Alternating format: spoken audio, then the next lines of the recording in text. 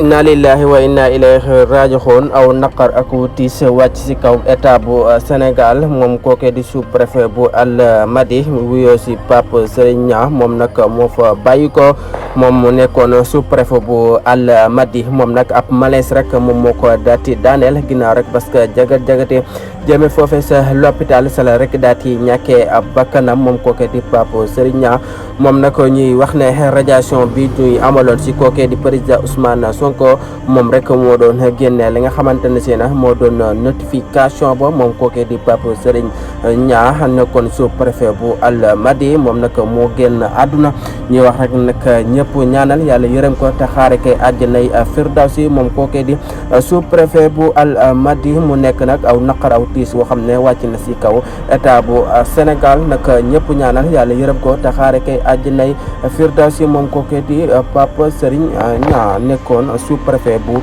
Almadies